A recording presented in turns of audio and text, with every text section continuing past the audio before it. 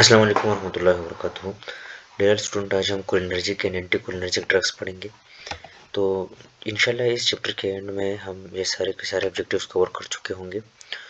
सबसे पहले हमारे पास जो स्टिमुलेशन है या कंडक्शन सिस्टम जो है, तो उसके बारे में हमें अपने आप को समझाना होगा। और वो ये है कि जब हमारे बाहर या इंटरनल एनवायरनमेंट में कोई चेंज आ जाता है, तो वो हमारे सेंसरी रिसेप्टर्स के थ्रू हम वो करते हैं, डिटेक्ट करते हैं। एंड ये हमारे सेंसरी रिसेप्टर्स है, ठीक है, इनके थ्रू डिटेक्ट करते हैं। और ये रिसेप्टर आगे पेरिफेरल नर्वस सिस्टम के ज़रिए वो मैसेज पहुंचाता है ब्रेन में। ब्रेन इसकी इंटीग्रेशन प्रोसेसिंग करते हैं और फिर उसी के अकॉर्डिंग पेरिफेरल नर्वस सिस्टम को यूज़ करके आगे जाता है। और वो जो इफेक्ट होता है वो मसल्स तक या ग्लैंड्स तक पहुंचा देता है। तो उसके लिए वो तो जब मोटर डिवीजन को यूज़ करेगा, मोटर डिवीजन में या तो सोमैटिक नर्वस सिस्टम को या फिर ऑटोनॉमिक नर्वस सिस्टम के थ्रू पहुंचाएगा वो रिस्पांस। सोमैटिक नर्वस सिस्टम में वो तमाम सिस्टम आते हैं जो हमारे अपने कंट्रोल में है, यानी वॉलंटरी कंट्रोल में है। और ऑटोनॉमिक नर्वस सिस्टम में वो तमाम सिस्टम्स, वो तमाम एक्टिविटीज़ जो हमारे कंट्रोल में नहीं है। तो जब ऑटोनॉमिक नर्वस सिस्टम में जाते हैं तो ये सिंपैथेटिक डिवीजन के थ्रू जाएगा। ये जो रिसेप्टर्स है, ये जो सेंट्रल नर्वस सिस्टम से मेन रिस्पांस जा रहा है, वो या तो सिंपैथेटिक नर्वस सिस्टम के थ्रू जाएगा या तो वो जाएगा पैरासिम्पैथेटिक नर्वस सिस्टम के थ्रू। और सिंपैथेटिक के बारे में मैंने आपको ऑलरेडी बताया था कि फाइट और फ्लाइट हार्मोन। और पैरासिम्पैथेटिक के बारे में हमने पढ़ा था कि रेस्ट एंड डाइजेस्ट, ठीक है। तो इन दोनों ही नर्वस डिवीजन के थ्रू वो जो हमारा सेंट्रल नर्वस सिस्टम का डिसीजन है, वो जो प्रोसेसिंग किया है उसने मैसेज की, तो उसी के अकॉर्डिंग जो इफेक्ट शो करेगा, तो वो इफेक्ट शो करने के लिए सिंपैथेटिक नर्वस सिस्टम को या यूज़ करेगा या पैरासिम्पैथेटिक नर्वस सिस्टम को यूज़ करेगा। पेरिफेरल नर्वस सिस्टम में हमारे पास सोमैटिक जो कि वॉलंटरी, ऑटोनॉमिक जो कि इनवॉलंटरी है। इसमें वही दो part, parasympathetic and sympathetic. Sympathetic में हमारे पास मोस्टली नॉन एड्रेनलिन आता है, जो कि हमने पढ़ा है ऑलरेडी, लेक्चर में आप देख सकते हैं।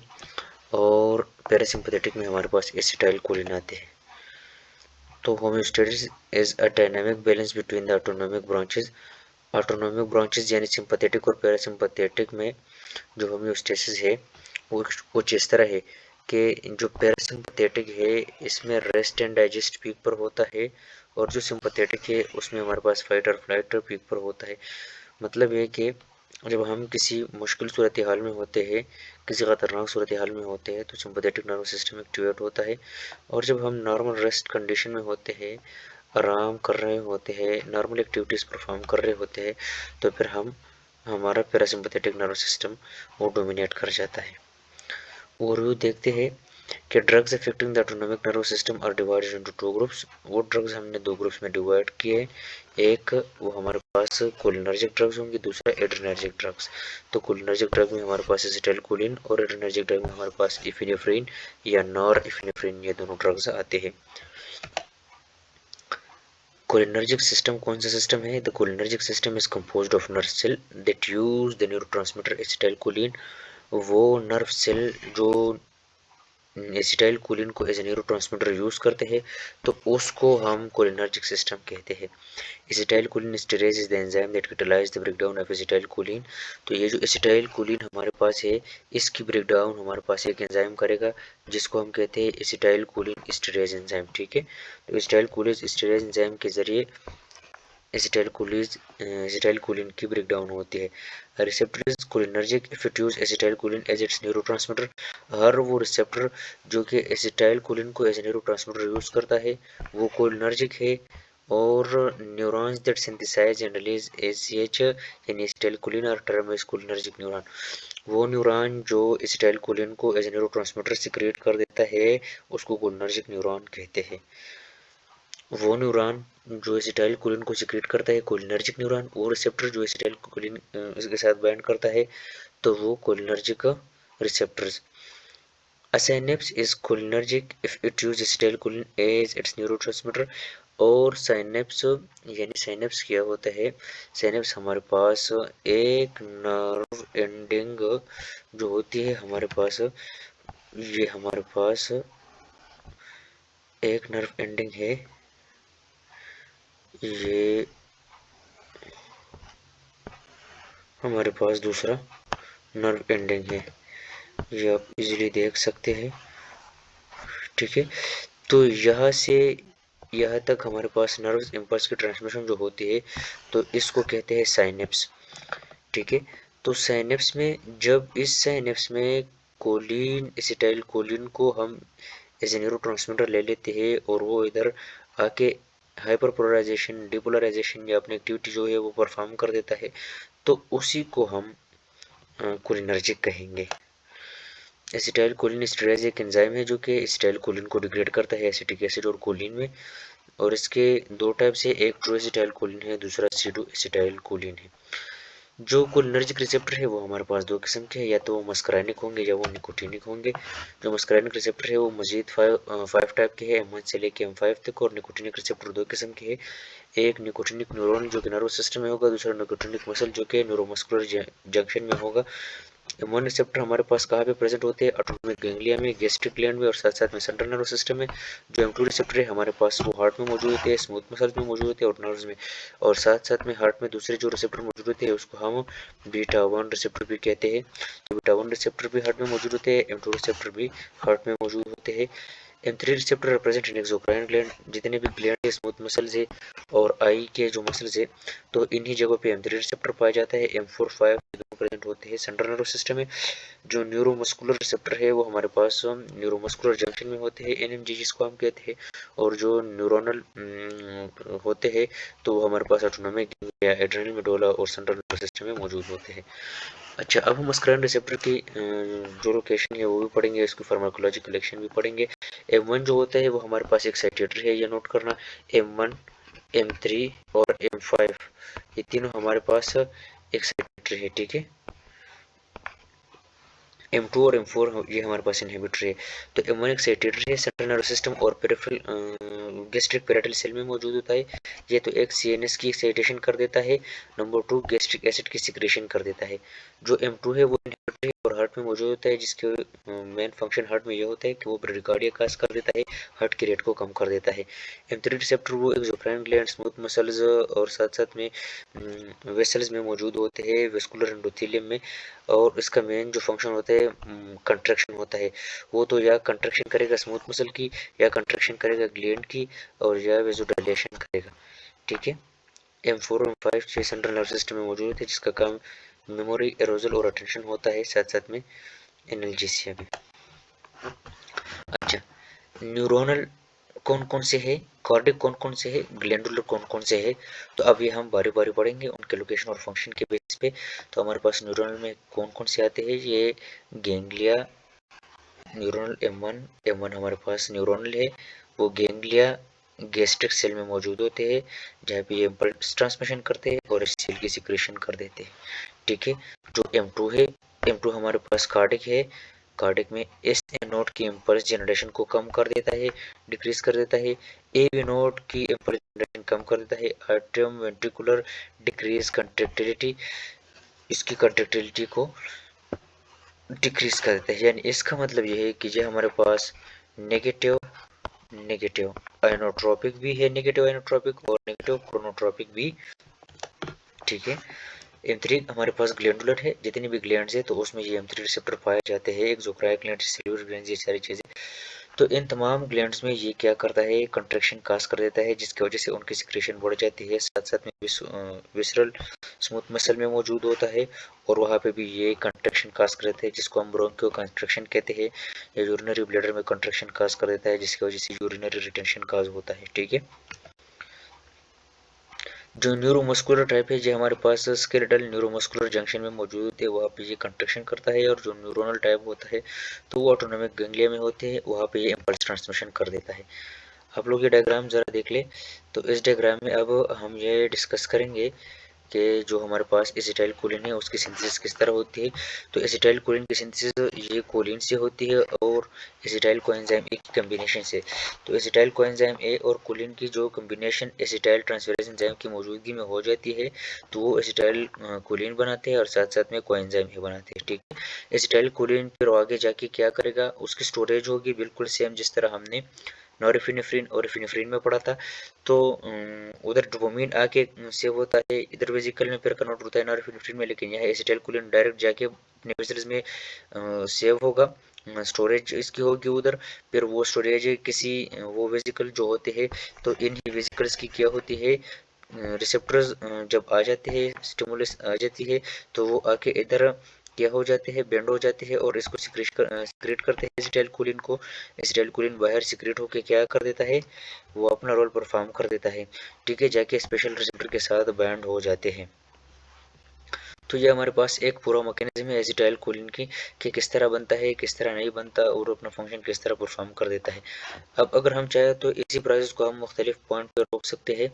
यानी एसिटाइल कोलिन जो हमारे पास है, तो इसकी रिलीज को जहाँ जब यहाँ पे इसी जगह पे जब इसकी रिलीजिंग होती है तो बाहर की तरफ, तो हम इसको बोtulinum टॉक्सिन के थ्रू इसको ब्लॉक कर सकते हैं। ठीक है, और साथ साथ में और भी acetylcholine is rapidly hydrolysed by acetylcholinesterase in the synaptic cleft. तो एसिटाइलकोलिन यहाँ पे जो एसिटाइलकोलिन मौजूद होते हैं, तो सिनेप्टिक लिफ्ट में इसकी फौरन मेटाबॉलिज्म हो जाती है और ये हाइड्रोलाइज हो जाते हैं। ठीक है, ज़्यादा देर तक नहीं रहते। Choline is taken up by the neuron. This is transport is inhibited by hemicolinum। जब हमारे पास इसकी ब्रेकडाउन हो जाती है एसिटाइलकोलिन की, कोलिन और एसिटाइल कोएंजाइम ए में ये कन्वर्ट होता है, तो कोलिन की रीअपटेक हो जाती है, वापस न्यूरॉन इसकी रीअपटेक करते हैं और फिर से ये पूरा का पूरा प्रोसेस स्टार्ट हो जाता है। अगर हम चाहे तो इसकी रीअपटेक को ब्लॉक कर सकते हैं, किस चीज़ के थ्रू, हेमिकोलिनियम के थ्रू इसको ब्लॉक कर सकते हैं। ठीक है,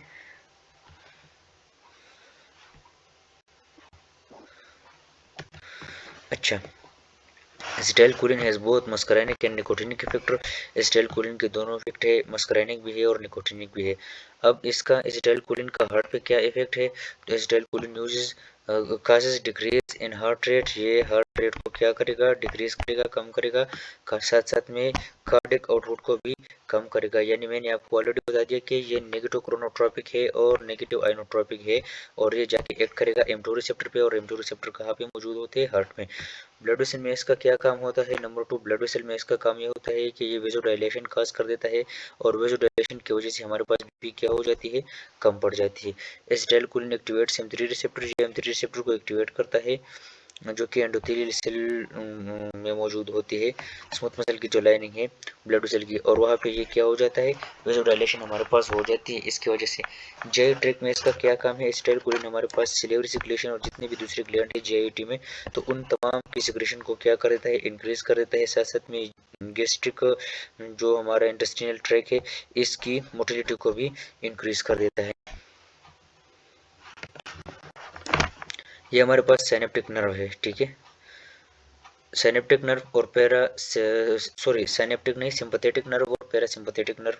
तो सिंपैथेटिक नर्व और पैरासिम्पैथेटिक नर्व की जो प्रॉपर्टीज है वो नीचे दिए गए हैं कि नॉरएपिनेफ्रिन और फिर आगे जाके बीटा 1 बीटा 2, तो जितने भी सिंपैथेटिक स्टिमुलेशन है हमारे पास, तो वो पॉजिटिव क्रोनोट्रॉपिक होंगे, पॉजिटिव ट्रोनोट्रॉपिक होंगे और पॉजिटिव इनोट्रॉपिक होंगे और पॉजिटिव लूजिट्रॉपिक होंगे। ठीक है, और साथ साथ में जो हमारे पास पैरासिम्पथेटिक है यानी वेगस नर्व है, तो वेगस नर्व हमारे पास क्या काम करेगा, जो एसिटाइलकोलिन उसी के थ्रू आएंगे और वो M2 रिसेप्टर के ऊपर एक्ट करेंगे। ठीक है, तो जब वो M2 रिसेप्टर के ऊपर एक्ट करेंगे तो वो कौन कौन से इफेक्ट काज करेगा, वो काज करेगा नेगेटिव क्रोनोट्रॉफी, नेगेटिव ड्रोनोट्रॉफी, नेगेटिव आयोनोट्रॉफी और नेगेटिव लूसी ट्रॉफी काज करेगा। ठीक है,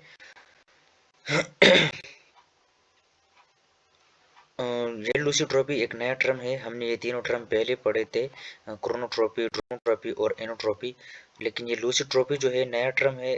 तो इसमें इसका मतलब क्या है कि हार्ट की वेरिएबिलिटी कि वो एफिशिएंटली रिलैक्स हो जाए, डायस्टोल के दौरान उसकी जो रिलैक्सेशन टाइम है वो बढ़ जाए और हार्ट दिल जो है वो आराम से प्रॉपरली ब्लड की वॉल्यूम इंक्रीज होने के लिए या ज़्यादा ब्लड गेन करने के लिए वो रिलैक्स हो जाए ज़्यादा देर तक।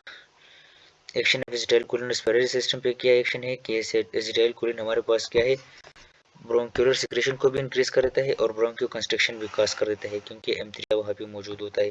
यूरिनरी सिस्टम में ये क्या काज करता है, ये हमारे पास जो टोटल मसल की टोन को इंक्रीज कर देता है, ठीक है, जिसकी वजह से यूरिनेशन काज होती है। एक्सोक्राइन ग्लैंड में क्या होता है, in sweat sebaceous and lacrimal gland acetylcholine increase their secretion. ये भी हमने पढ़ा कि जितने भी ग्लैंड्स हमारे पास होते हैं उनकी सिक्रेशन को इंक्रीज कर देता है। आई में क्या करता है, कंट्रैक्शन काज कर देता है जिसको हम मायोसिस कहते हैं, ठीक है। सिलियरी मसल्स जो होते हैं उसकी contraction. I focus is accommodated for near vision, जो करीब की चीज़ें होती है इसके ऊपर हमारे जो आई का फोकस होता है वो बहुत ज़्यादा बेहतर हो जाता है। Better drainage of aqueous humour, जो एक्वस ह्यूमर है इसकी ड्रेनेज कर देता है जिसकी वजह से IOP हमारा कम हो जाता है, IOP हमारा क्या हो जाता है, डिक्रीज हो जाता है। और मोस्टली एसिटाइलकोलिन मिमेटिक जो पैरासिम्पैथोमिमेटिक ड्रग है वो हम यूज़ करते हैं ताकि हमारा इंट्राऑक्यूलर प्रेशर कम हो जाए। लक्रिमल ग्लैंड में ये लक्रिमेशन करता है यानी सिक्रेशन को इंक्रीज कर देता है लक्रिमल की। इसकी तो कोई थेराप्यूटिक यूज़ नहीं है एसिटाइलकोलिन की क्योंकि इसकी जो हाइड्रोलाइज प्रोसेस है तो ये फ़ौरन हाइड्रोलाइज हो जाता है कोलिन एस्टरेज एंजाइम के थ्रू। और wide spread and non selective activity इसका क्या है कि ये तमाम रिसेप्टर के ऊपर काम कर देता है। कोलिनर्जिक ड्रग में हमारे पास वो ड्रग्स आते हैं जो कि एसिटाइलकोलिन को इसकी मिमिक्री करते हैं।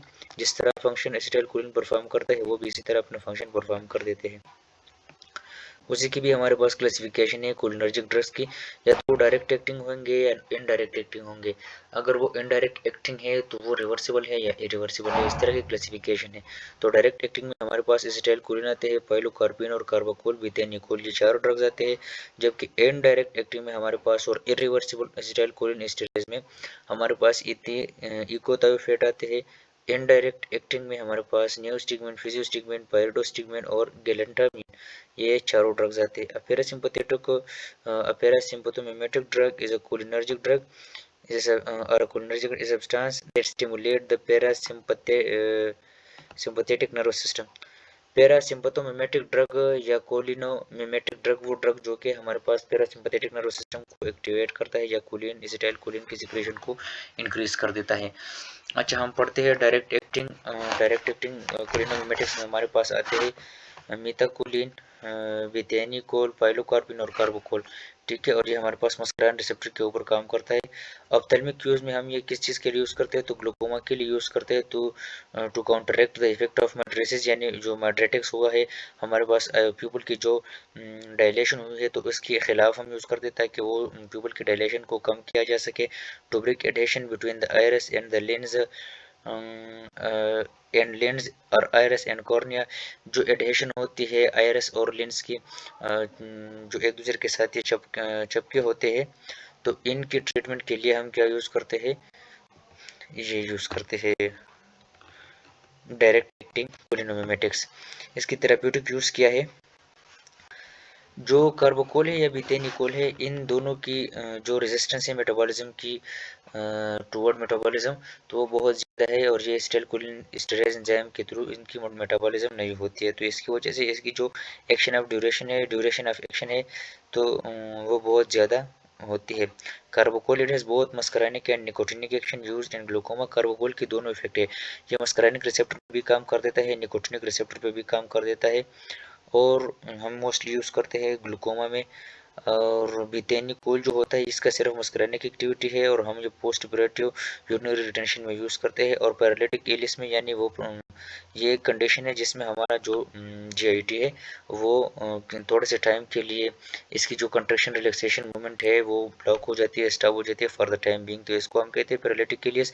बिथेनिकोल has more pronounced effect on smooth muscles के ऊपर बिथेनिकोल का इफेक्ट बहुत ज़्यादा क्लियर और वाजिब होता है, ज़्यादा होता है। Pilocarpine is an example of non selective muscarinic agonist used in clinical practice to treat xerostomia and glaucoma।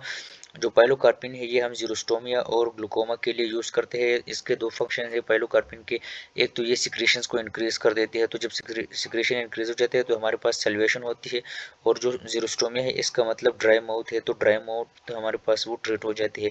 और ग्लूकोमा ये हमारे पास जो ड्रेनेज होती है इसकी सिक्रेशन कर देती है, ड्रेनेज कर देती है। जब ग्लूकोमा होती है तो इंटरनल ऑकुलर प्रेशर ज़्यादा होती है, एक्वस ह्यूमर आंख में ज़्यादा होती है, तो उसकी ड्रेनेज बाहर की तरफ कर देती है और ग्लूकोमा ट्रीट हो जाती है। नियोस्टिग्मिन, तो नियोस्टिग्मिन हमारे पास यूज कहाँ कहाँ पे होता है, तो is use to improve muscle strength in patient with certain muscle disease, यानी माइस्थीनिया ग्रेवस मसल डिजीज है जिसमें मसल जल्दी थक जाते हैं। तो इस तरह के डिजीज में या इस तरह की कंडीशन में हम मोस्टली पेशेंट को नियोस्टिग्मिन दे देते हैं। बेलाडोना यानी एट्रोपिन पॉइजनिंग में हम फिजियोस्टिग्मिन देते हैं, स्पेसिफिक एंटीडोट है। यानी जब हम किसी पेशेंट को एट्रोपिन दे देते हैं, किसी पेशेंट को ब्राडिकार्डिया है, हार्ट रेट कम हो गया है, हम इसको एट्रोपिन दे, लेकिन एट्रोपिन एक हद से ज़्यादा दे, प्रॉपर जो उसका लेवल है, तो फिर हमने फिजियोस्टिग्मिन उसको दे देते हैं ताकि उसकी जो एट्रोपिन की एक्टिविटी है या जो इफेक्ट है वो हम कम करें। तो physostigmine is an antidote of atropine poisoning. Cholinomimetics के एडवर्स इफेक्ट क्या होंगे, तो कोलिनोमिमेटिक्स के एडवर्स इफेक्ट हमारे पास स्लज, ये एक निमोनिक्स है तो इसके थ्रू आप याद कर सकते हैं, सल्वेशन, लेक्रिमेशन, यूरिनेशन, डायरिया, जीआई या जेनेटिक यूरिनरी क्रैम्प्स और एमेसिस या आई मायोसिस। ठीक है, ये सारे कंडीशन काज होते हैं, यानी ये जितनी भी कंडीशन है तो आप इसमें देख सकते हैं कि इंक्रीज इन सिक्रेशंस, ये सारी condition mostly increase in secretion से होती है। अच्छा, ये इंक्रीज इन मूवमेंट्स वगैरह। डायरेक्ट एक्टिंग में हमारे पास रिवर्सिबल है और इरिवर्सिबल है इनडायरेक्ट एक्टिंग में, और वो मैंने आपको ऑलरेडी बता दिया कि उसमें फिजियोस्टिग्मिन, नियोस्टिग्मिन, पायरोस्टिग्मिन, एंड्रोफोनियम और इड्रोफोनियम और गैलेंटामिन ये सारे आते हैं। और रिवर्सिबल में इकोथायोफेट आते हैं और ऑर्गेनोफॉस्फेट यानी पैराथायोन, मेलाथायोन ये सारे आते हैं। ठीक है, उसकी मैकेनिज्म ऑफ एक्शन क्या है एंटी कोलिनेस्टेरेज की, कि ये इनहिबिट को एसिटाइल कोलिनेस्टेरेज एंजाइम। हमारे पास जो एसिटाइल कोलिन है, एसिटाइल कोलिन, एक ये टर्म याद करें एसिटाइल कोलिन, दूसरा acetyl choline esterase, acetyl choline esterase दूसरा ये है, और तीसरा एसिटाइल कोलिन ईस्टरेज इनहिबिटर। ठीक है, तो एसिटाइल कोलिन जब बनता है तो वो एसिटाइल कोलिन ईस्टरेज के जरिए बनता है और इसकी जो सिंथेसिस होती है, और जो एसिटाइल कोलिन ईस्टरेज इनहिबिटर है वो इसको इनहिबिट कर देता है, जिसकी वजह से हमारे पास एसिटाइल कोलिन वो बाइंड नहीं करता है एसिटेट के साथ, यानी एसिटाइल कोएंजाइम ए के साथ वो बाइंड नहीं करता, उसकी बाइंडिंग स्टॉप हो जाती है। ये हमारे पास इस तरह है कि जब हम ये यूज़ करते हैं इन्हीं चीज़ को, स्टेरेज एंजाइम वो है जो कि एसिटाइल कोलिन की ब्रेकडाउन कर देता है, सॉरी एसिटाइल कोलिन की ब्रेकडाउन जब होती है तो हमारे पास एसिटाइल कोलिन कन्वर्ट होगा किसमें, एसिटाइल कोलिन में और एसिटेट में। मैंने वो जो पहली बात की है, तो नंबर 1 बात यह है कि एसिटाइल कोलिन ट्रांसफरेज एंजाइम है जो कि एसिटाइल कोलिन को बना देता है, इसकी फॉर्मेशन होती है। दूसरा एसिटाइल कोलिन एस्टरेज एंजाइम है जो कि एसिटाइल कोलिन ब्रेक डाउन कर देता है। ठीक है, तो हम इस एसिटाइल कोलिन एस्टरेज को ब्लॉक कर देते हैं तो एसिटाइल कोलिन की ब्रेक डाउन नहीं होगी और इसकी कंसंट्रेशन हमारे पास बढ़ेगी, तो ये हमारे पास एज अ कोलिनोमाइमेटिक इफेक्ट शो करेगा। इरिवर्सिबल में हमारे पास आते हैं मोस्टली इंसेक्टिसाइड्स और पेस्टिसाइड्स, जिसकी एक मेन एग्जांपल है इकोथायोफेट, और इकोथायोफेट को हम एज अ ड्रॉप यूज़ करते हैं आई ड्रॉप ग्लूकोमा में। इरिवर्सिबल एंटी एसिटाइल कोलिन, उसमें हमारे पास ये है इरिवर्सिबल में वो दोबारा जुदा नहीं होते, परमानेंटली बाइंड होते हैं, रिवर्सिबल में वो टेम्पररी बाइंड होते हैं। तो जो आर्गेनोफॉस्फोरस कंपाउंड है जितने भी वो हमारे पास इरिवर्सिबल है, ये परमानेंटली बाइंड होते हैं। ठीक है, they are powerful irreversible inhibitor of acetyl choline esterase, acetyl choline esterase enzyme के पावरफुल इनहिबिटर है, वो इसके साथ बाइंड करता है परमानेंटली।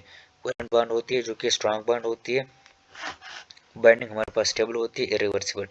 जितने भी ऑर्गेनिक कंपाउंड्स है जो इको थायोफेट है उसके अलावा वो सारे के सारे लिपिड सोल्यूबल है और ये इंटेक्ट स्किन के थ्रू भी बाहर से अंदर जा सकता है और वो डिफॉर्मिटीज एबनॉर्मलिटीज कॉज कर सकता है। Thus, poisoning can also occur by spraying of agriculture pesticides। ये जो ऑर्गेनोफॉस्फेट पॉइजनिंग होती है ये जब हम एग्रीकल्चरली खेतों वगैरह में पेस्टिसाइड्स इंसेक्टिसाइड्स के स्प्रे करते हैं तो उसी दौरान भी ये हो सकता है ऑर्गेनोफॉस्फेट पॉइजनिंग। ये हमारे पास इसके साइन सिम्टम क्या होंगे, बिल्कुल similar to cholinergic, muscarinic, nicotinic and CNS hyperactivity. ये हमारे पास इन तीन चीज़ों की हाइपर एक्टिविटी काज कर देता है। फॉर एग्जांपल स्लज जो हमने अभी पढ़ा, स्वेटिंग इंक्रीज हो जाती है, मीन सिक्रेशन सारे के सारे इंक्रीज हो जाते हैं, ट्रेक्योबंकुलर सिक्रेशन इंक्रीज होता है, जीए की सिक्रेशन इंक्रीज होता है, ब्रोंकोस्पाज्म होता है, ब्लड प्रेशर हमारे पास लो होता है क्योंकि वेसोडाइलेशन होती है, कन्वल्शन एंड कोमा होता है। ठीक है, convulsion and coma due to hyperactivity of CNS, respiratory paralysis इसकी वजह से डेथ काज हो सकता है जो कि बहुत खतरनाक कंडीशन है और वो ऑर्गेनिक फास्फोरस पॉइजनिंग की वजह से होता है। इसकी ट्रीटमेंट हम किस तरह करेंगे, अगर वो स्किन के थ्रू इसको वो जख्म वो लगी है वो कंपाउंड ऑर्गेनोफॉस्फेट कंपाउंड, तो हम पहले इसकी क्लॉटिंग को रिमूव करेंगे और फिर स्किन को वॉश करेंगे किस चीज़ के थ्रू, सोप और वाटर के साथ। अगर ओरली है तो हम गैस्ट्रिक क्लेवेज कहते हैं, यानी वॉश करेंगे स्टोमक की और इसकी बीपी को मेंटेन करेंगे, साथ साथ में एयर पोटेंसी को मेंटेन करेंगे। और अगर ऑर्गेनोफॉस्फेट इसकी वजह से ये सारी कंडीशन अगर काज हो गई है तो फिर हम एट्रोपिन को एज एंटीडोट इस्तेमाल करेंगे और वो IV 2 mg देंगे हर 10 मिनट के बाद। ठीक है, reactivation of acetylcholine esterase, pralidoxime can reactivate inhibited acetylcholine। जब हम एसिटाइलकोलिन एस्टरेज को इनहिबिट कर देते हैं तो फिर उसकी इनहिबिशन को रीएक्टिवेट करने के लिए हम pralidoxime यूज करते हैं।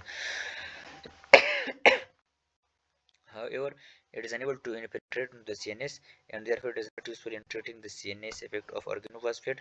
ये जो pralidoxime है ये CNS में अंदर नहीं जा सकता, CNS यानी ब्लड ब्रेन बैरियर को क्रॉस नहीं कर सकता, इसलिए जितने भी CNS के ऊपर ऑर्गेनोफॉस्फेट्स के एडवर्स इफेक्ट है वो हम इसके थ्रू यानी pralidoxime के थ्रू ट्रीट नहीं कर सकते। एडवर्स इफेक्ट ऑफ एंटीकोलिनेस्टरेज क्या है, diarrhoea, urination, bronchoconstriction, lacrimation, salivation, sweating, ये सारे के सारे इंक्रीज सिक्रेशन ऑफ ग्लैंड्स है या हमारे पास लो हार्ट एक्टिविटी या वेजो डायलेशन की वजह से होती है। Organophosphorus poisoning treat with anticholinergic atropine, atropine के जरिए हम इसको ट्रीट करते हैं। एंटीकोलिनर्जिक्स, अच्छा एंटीकोलिनर्जिक्स क्या है, वो चीज़ जो कोलिन की सिक्रेशन को ब्लॉक कर देता है, बंद कर देता है, कम कर देता है, इसको हम एंटीकोलिनर्जिक कहते हैं। एंटीमस्कार्निक भी कहते हैं, पैरासिम्पैथोलिटिक भी कहते हैं या कोलिनर्जिक ब्लॉकिंग ड्रग्स भी कहते हैं। They block the effect of choline muscarine receptor, drug that block nicotinic receptor और गैंग्लियनिक ब्लॉकर्स और न्यूरोमस्कुलर ब्लॉकर्स। इसमें हमारे पास atropine, scopolamine, ipratropium, tropicamide, glycopyrrolate, propantheline और पायरेनज़िपिन, क्लिडिनियम और डाइसाइक्लोमीन और ऑक्सीब्यूटाइनिन, ये सारे ड्रग्स आते हैं। इसको पढ़ते हैं बारी बारी। मैकेनिज्म ऑफ एक्शन क्या है एंटीकोलिनर्जिक्स की, तो ये हमारे पास कंबाइन होते हैं reversibly with muscarinic cholinergic receptor, this preventing access of neurotransmitter acetylcholine. ये जो लेट सपोज ये हमारे पास क्या है, ये एसिटाइलकोलिन के रिसेप्टर्स है, तो ये जो ये M1 रिसेप्टर है या M2 रिसेप्टर है या M3 है, मस्करानिक रिसेप्टर है ये वाला। ठीक है, ये हमारे पास मस्करानिक रिसेप्टर है। तो अब ये जो हम ड्रग इस्तेमाल करेंगे तो वो ड्रग इधर आके इस जगह पे बेंड करेगा। ठीक है, वो ड्रग यहाँ आके इधर बेंड कर देता है, तो जब एसिटाइलकोलिन आ जाता है यहाँ पे तो उसकी बेंडिंग के लिए जगह नहीं रहती, तो इसी वजह से जो इफेक्ट एसिटाइलकोलिन काज कर देता है वो काज नहीं होता क्योंकि एसिटाइलकोलिन बाइंड ही नहीं हो रहा है। नेचुरल क्लाइड्स, जिसके हमारे पास मुख्तलिफ इकसाम है, क्लासिफिकेशन 3 किस्म, या तो नेचुरल होगी या सेमी सिंथेटिक होगी या कम्प्लीटली सिंथेटिक होगी। नेचुरल क्लाइड में ट्रोपिन और स्कोपोलामीन आते हैं और सिंथेटिक में होमोट्रोपिन, एप्रोट्रोपियम ब्रोमाइड और टायोट्रोपियम ब्रोमाइड आते हैं। और जो सिंथेटिक है तो उसमें हमारे पास कंडीशन पे डिपेंड करता है, यानी मेड्रेटिक्स में हम साइक्लोपेंटोलेट यूज़ करते हैं और ट्रोपिकामाइड यूज़ करते हैं। जो एंटी पार्किंसनियन है तो वो हमारे पास बेंजिक्जोल है, बाइपिरिडिन है, बेंजट्रोपिन है। और एंटी सिक्रेटरी या एंटी स्पाज्मोडिक्स में डाइसाइक्लोमिन, पायरेनजीपिन और ग्लाइकोपाइलेट है। Semi synthetic and synthetic anticholinergic में हमारे पास एट्रोपिन सब्स्टिट्यूट आते हैं। अब एट्रोपिन को पढ़ते हैं कि एट्रोपिन के इफेक्ट क्या क्या है। तो एट्रोपिन के जो इफेक्ट है, ब्लॉक मस्करानिक एक्टिविटी इन द आई, आई में मस्करानिक एक्टिविटी ब्लॉक कर देता है। पहला इफेक्ट जो आई पे है उसमें मस्करानिक एक्टिविटी ब्लॉक कर देता है, जिसमें मॉडरेशन काज होती है, यानी डायलेशन ऑफ द प्यूपल हो जाती है। Atropine use as antidote for organic phosphate poisoning. Recently हमने पढ़ा जीआई में एट्रोपिन क्या कर देता है, reduce activity of G tract और can be use as an antispasmodic. जितने भी जीआई सिक्रेशन है उसको कम कर देता है। Atropine block muscarinic receptor and salivary gland को ब्लॉक कर देता है, उसके मस्करानिक रिसेप्टर को ब्लॉक कर देता है, जिसकी वजह से ड्राई माउथ कंडीशन काज होती है। The salivary gland are exquisitely sensitive to atropine. Salivary gland बहुत ज़्यादा, हद से ज़्यादा सेंसिटिव है एट्रोपिन की तरफ। इसके साथ साथ जो स्वेट और लैक्रिमल सिक्रेशन है वो भी इफेक्ट हो जाती है, कम हो जाते हैं। कार्डियोवास्कुलर पे इसका क्या इफेक्ट है, तो एट्रोपिन हमारे पास क्या काज कर देता है, produces diverse effect on the cardiovascular system depending on the dose. अगर हम लो डोज देते हैं एट्रोपिन की तो हार्ट की जो रेट है वो कम हो जाएगा, कार्डिक आउटपुट कम होगा। अगर हम हाई डोज देंगे तो हार्ट की रेट भी बढ़ेगी और इसकी कार्डिक आउटपुट भी बढ़ेगी। रेस्पिरेटरी सिस्टम पे क्या है, ये ब्रोंकोडायलेशन काज करता है और साथ साथ में जो सिक्रेशंस होती है वो कम कर देती है, यानी ये उल्टा काम करेगी कोलिनर्जिक्स की। तो कोलिनर्जिक्स ने ब्रोंकियो कंस्ट्रक्शन काज किया था एक, और साथ साथ में जो सिक्रेशन थे उनको इंक्रीज किया था, लेकिन ये ब्रोंकोडायलेशन काज करेगा और सिक्रेशन को कम करेगा। सीएनएस के ऊपर इसका क्या इफेक्ट है, एट्रोपिन है central nervous system stimulate action, ये सेंट्रल नर्वस सिस्टम को स्टिमुलेट करेगा, और जब सेंट्रल नर्वस सिस्टम को स्टिमुलेट करेगा तो इसकी वजह से कॉर्टिकल एक्साइटेशन, जो हमारा सेरेब्रल कॉर्टेक्स है उसकी एक्टिविटी बढ़ जाएगी, रेस्टलेसनेस, डिसोरिएंटेशन हो जाएगी, hallucination and delirium followed by respiratory depression and coma.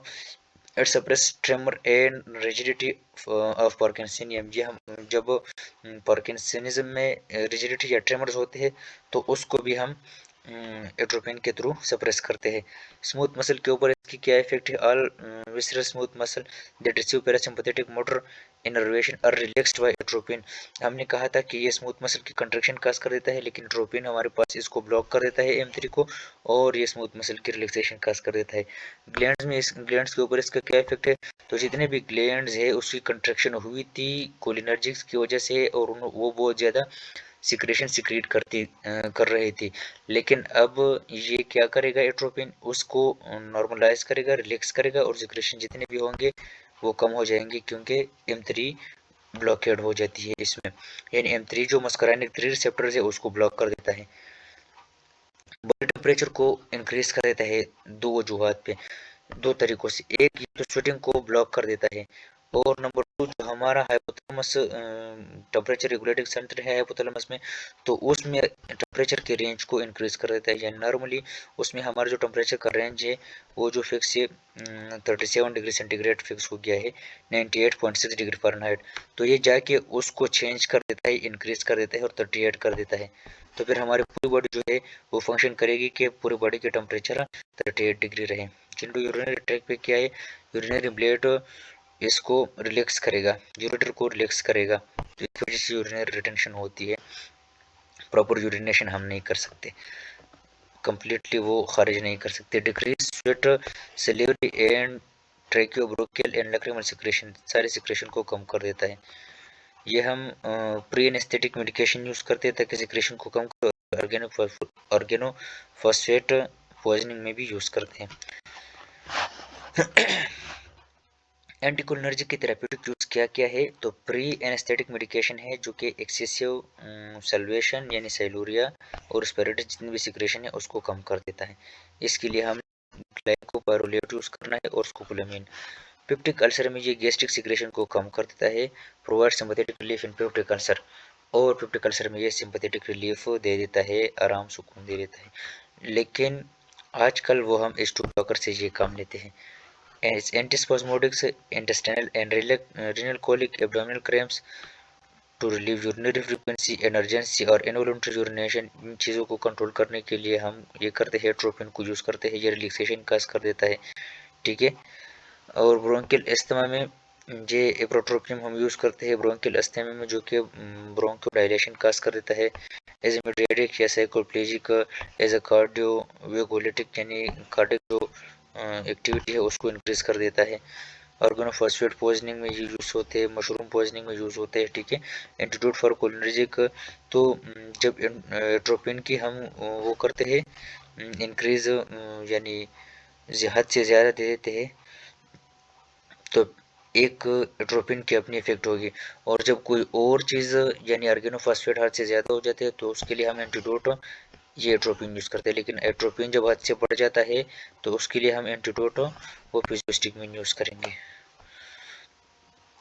Therapeutic use motion sickness, यानी जब हम सफ़र करते हैं उसी दौरान जो हमें इश्यूज आते हैं तो वो उसमें हम यूज़ करते हैं स्कोपोलामाइन को। पार्किंसन डिजीज़ के लिए बेंज़ोइक और बेंस्ट्रोपिन यूज़ करते हैं। ब्रोंकियल अस्थमा में एप्रोट्रोपियम और टायोट्रोपियम ब्रोमाइड यूज़ करते हैं। साथ साथ में प्री एनेस्थेटिक मेडिकेशन में ग्लाइकोपाइरोलेट यूज़ करते हैं, जो कि सारे सिक्रेशन को कंट्रोल करता है। As a mydriatic during fundoscopy and testing of refractive error, जब हम रिफ्रैक्टिव एरर्स को देखेंगे, आई की एग्जामिनेशन करेंगे, फंडोस्कोपी करेंगे, तो उसी दौरान हम एज ए मीडिएट्रिक यूज़ करेंगे ताकि जो हमारे मसल्स है आई के तो वो रिलैक्स हो जाए और मेड्रिएशन काज हो जाए, मेड्रिएसिस काज हो जाए। उसमें हम ट्रोपिकामाइड और साइक्लोपेंटोल वो यूज़ करते हैं, साइक्लोपेंटोलेट। इसके साइड इफेक्ट क्या है, तो बेलाडोना पॉइजनिंग। एक लफ्ज़ आएगा 3D, तो 3D का मतलब है dry mouth, difficulty in solving and talking, dry flushed and hard skin और डायलेटेड प्यूपल। फ्यूर डिफिकल्टी इन मैक्चुरेशन में उसको तकलीफ होगी। फीवर यानी उसको बुखार वगैरह होगा, एक्साइटमेंट होगा, ataxia, delirium, hallucination. Convulsion and coma में भी अकर इन सीवियर पॉइजनिंग, क्योंकि इसमें hyperactivity, hypersensitivity, hyperactive हो जाता है हमारा central nervous system. Treatment of 3 days में हम क्या देते हैं, फिजियोस्टिगमिन देते हैं 15 to 60 माइक्रोग्राम पर केजी, और हर 1 से 2 घंटे के बाद दे देते हैं। एट्रोपिन के साइड इफेक्ट क्या है, तो एट्रोपिन के वो तमाम साइड इफेक्ट है जो हम एज अ इफेक्ट यूज़ करते हैं कोलिन, एसिटाइल कोलिन में, ठीक है। तो एसिटाइल कोलिन में हमारे पास क्या क्या होता है, ड्राई माउथ, ये एसिटाइल कोलिन की प्रॉपर्टी है, और एट्रोपिन की एडवर्स इफेक्ट है, ठीक है। Blood vision, urinary retention, constipation, dry and hot skin, presentation of glaucoma and decrease sweating.